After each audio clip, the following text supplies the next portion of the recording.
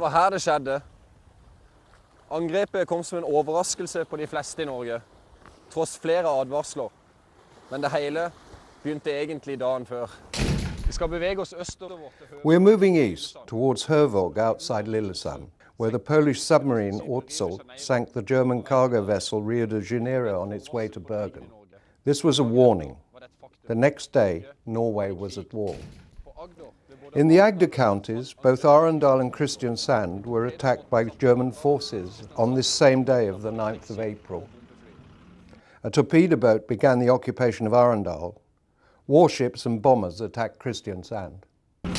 Odderøya festning holdt lenge stand mot de tyske krigsskipene, men måtte til slutt gi opp etter at ett av skipene ble oppfattet som fransk og ga den tyske flåten et fortrinn på vei innover i fjorden.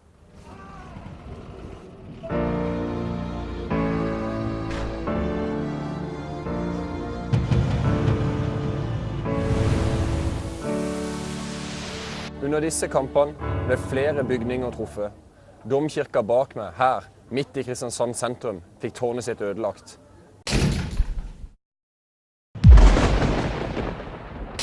13 sivile mennesker og 8 soldater ble drept denne dagen. I dette huset her mistet en tilfeldig... Here a woman who just happened to be passing was killed in the shelling. All of a sudden, Kristiansand was caught up in the Great War. It was an unreal situation for most of its citizens. Over the next 2 days, 20,000 fled the town.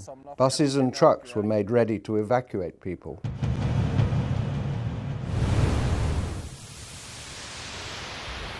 For å prøve å forstå hvordan dette kunne skje, må vi vite noe om nazismen. Hva slags ideologi og måte å tenke på var dette? Nazis did not believe in freedom or democracy. Adolf Hitler was der Führer, whose speeches held his people spellbound. The so-called Aryan race was regarded as superior to all others. Gypsies, homosexuals, the disabled, and above all Jews were harshly persecuted.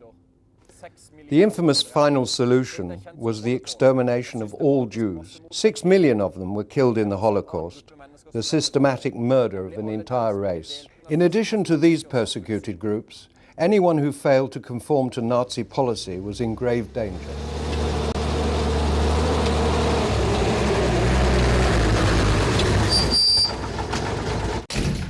Nazismen kjennetegnes ved diktatur styrt av en fører, hvor sensur, terror, fengsling, vold og drap var en del av krigens hverdag. Nazistene var besatt på å vinne krigen i Norge. Det var livsfarlig å gjøre motstand.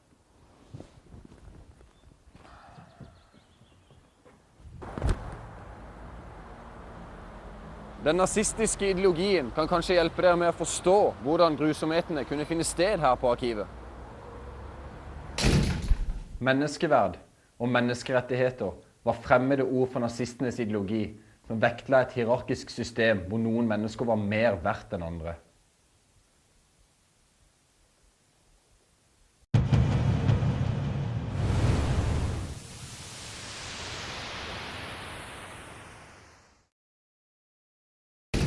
The 9th of April left the country in a state of shock.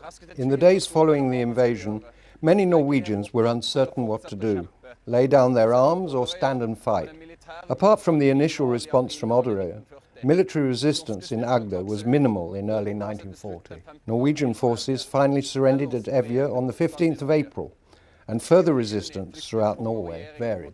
On the 7th of June, King Håkon and his government escaped to England to continue resistance from there.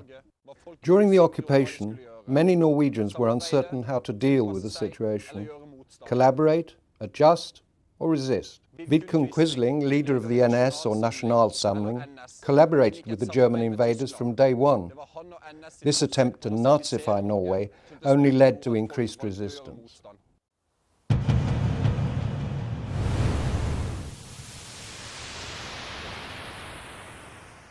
One of the first Norwegian resistance groups was formed as early as April 1940.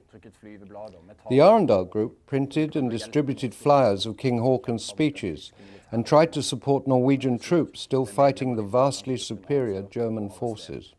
The group's members were soon arrested. Many were never seen again. but new groups soon formed. Armed resistance included attacks on German installations, sabotage, intelligence gathering, and preparations for a future Allied invasion. While military efforts were concentrated on the German occupiers, civilian resistance focused on Quisling's collaborating government. Trykning og spredning av aviser og flygeblader var viktig for å motarbeide den ensidige nazistiske propagandaen. Folk begynte ellers å vise sin motstand på andre måter. Blant annet ved å ikke sette seg ved siden av NS-medlemmer på bussen, gå med rød lue, eller ha norsk flagg eller binders på jakka. Dette ble gjort ulovlig, og fengsling var ikke uvanlig.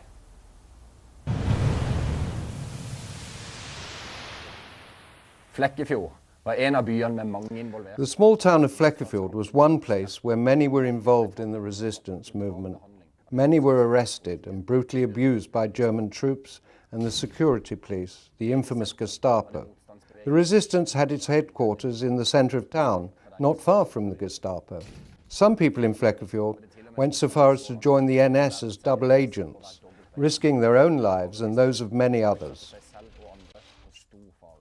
Intelligence gathered was radioed to England.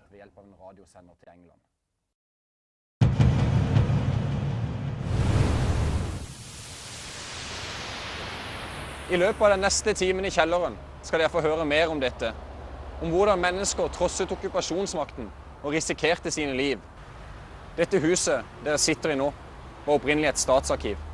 Men I januar 1942 overtok Gestapo dette bygget og brukte det som arrest- og forhørslokaler.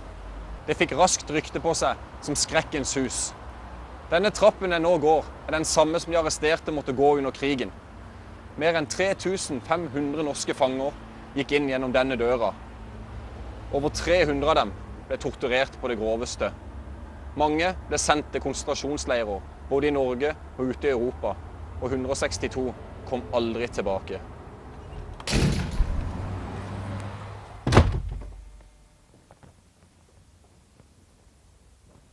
Hva var det som fikk gestapistene til å torturere andre mennesker? Vi håper dere skal gjøre dere opp en mening om dette I løpet av den neste timen. Det finnes mange forklaringer, og det vanskelig å finne en fasit. Men det viktig å spørre seg selv om dette. Hvordan kunne det skje? Om et øyeblikk skal dere høre fortellingene fra dette huset. Historien hentet fra virkeligheten, og fortellingene trenger ikke overdrives, for sannheten, den brutal nok. Vi tar av oss luene I respekt og beveger oss tilbake I tid.